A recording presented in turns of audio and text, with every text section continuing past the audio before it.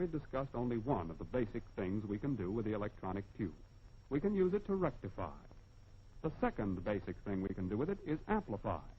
Here's how. Between the cathode and the anode of the two-element tube, which we diagrammed a while ago, we now place a grid. To this grid, we connect an input of some weak voltage, which we wish to amplify. Firstly, when the grid is positive, an equally large effect is exerted in increasing the flow of electrons from cathode to anode.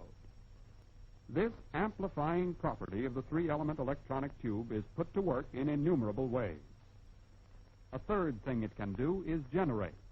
The term generate in this connection is meant in a general rather than a technical sense. A triode is connected for oscillation in the way shown here. The system then becomes capable of changing direct current into alternating current. Note that what we're doing in this case is amplifying in the usual way and then feeding back to the grid part of the amplified voltage.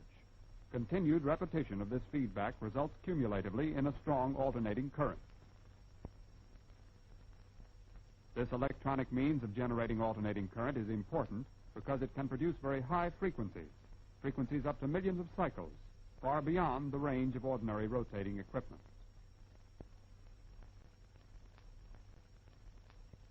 A familiar application of this is the radio transmitter.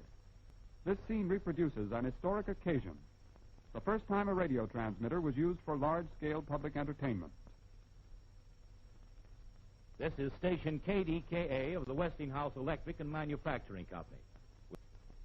Here is a new, less familiar application of electronic high-frequency generation. High-frequency heating of 200,000 cycles per second is now used to flow tin as the final step in the electrolytic plating of steel strip. Here's another example of where electronic high-frequency generation is doing a job today.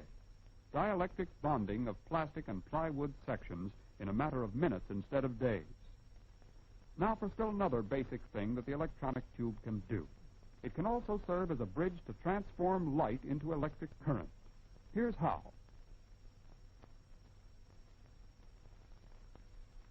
We replace the ordinary heat-activated cathode of a two-element electronic tube with one made of photosensitive material.